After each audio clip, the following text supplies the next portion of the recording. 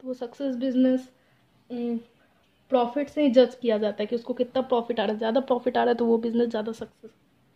ठीक है, फिर हम लोग आ जाते हैं चौथा नंबर पे आ जाएगा रिवॉर्ड फॉर बेयरिंग रिस्क। कोई भी बिजनेस अगर रिस्क लेता है तो उसको बदले में प्रॉफिट मिलता है। ये एक रिवॉर्ड है, रिस्क बेयर करने का एक रिवॉर्ड है। क्या है रिवॉर्ड?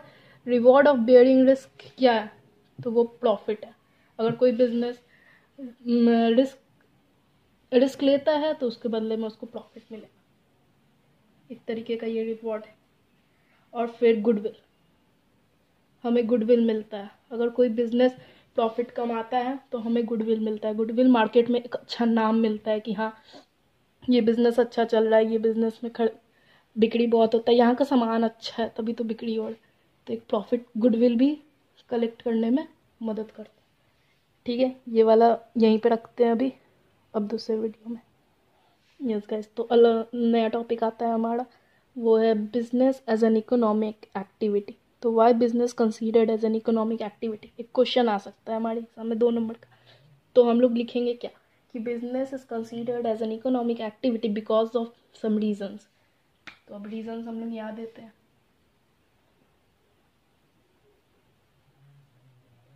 प्रॉफिट मोटिव, किसी भी बिजनेस का मेन मोटिव प्रॉफिट का होता है कि हमारे बिजनेस में प्रॉफिट है।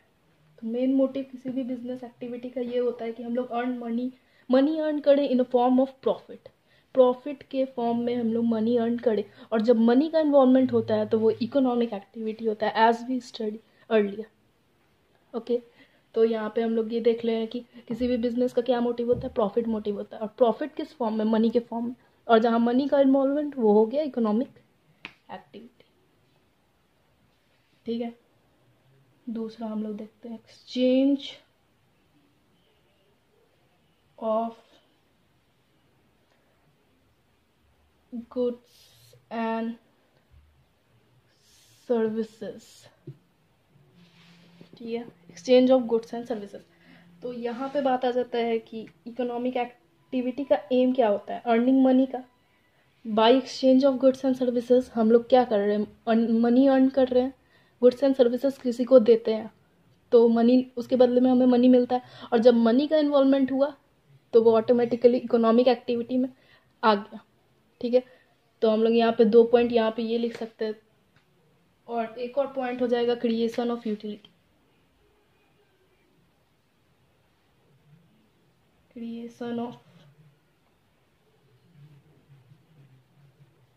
यूटिलिटी, इसमें भी हम लोग 3 पॉइंट है। फॉर्म यूटिलिटी,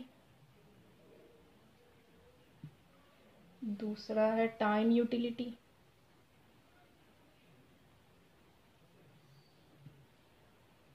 और तीसरा है प्लेस यूटिलिटी।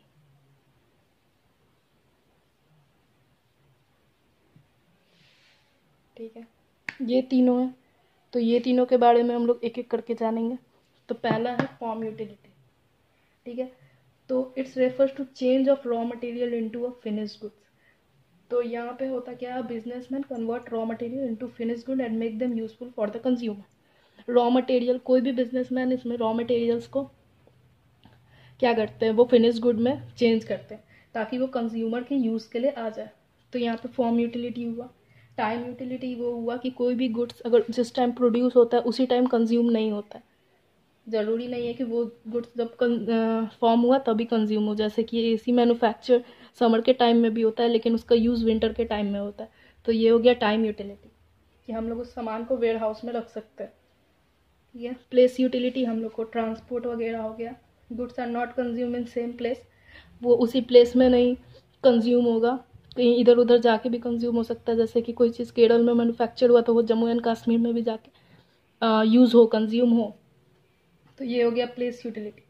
और economic activity aim at the creation of utility for earning money. तो इकोनॉमिक एक्टिविटी का एम होता है कि क्रिएशन ऑफ यूटिलिटी करे मनी अर्न करने के लिए। तो यहाँ पे भी बिजनेस मनी अर्न करने के लिए यूटिलिटी क्रिएट कर रहा है। और जब मनी मिला, मनी का इन्वॉल्वमेंट हुआ तो वो ऑटोमेटिकली क्या हो गया, इकोनॉमिक एक्टिविटी में आ गया। तो हम लोग ये तीनों पॉइंट्स डाल सकते हैं।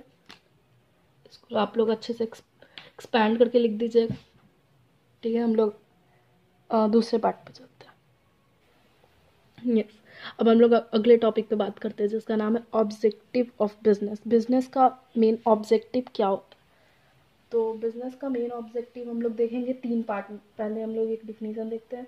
Earning profit is very important and the prime objective of every business, but it cannot be the sole or only objective of business. इसका मतलब ये है कि बिजनेस में प्रॉफिट अर्न करना एक बिजनेस का प्राइम ऑब्जेक्टिव है, लेकिन उसका सोल ऑब्जेक्टिव ये नहीं है। तो बिजनेस का 3 टाइप का ऑब्जेक्टिव होता है। एक होता है इकोनॉमिक ऑब्जेक्टिव, एक होता है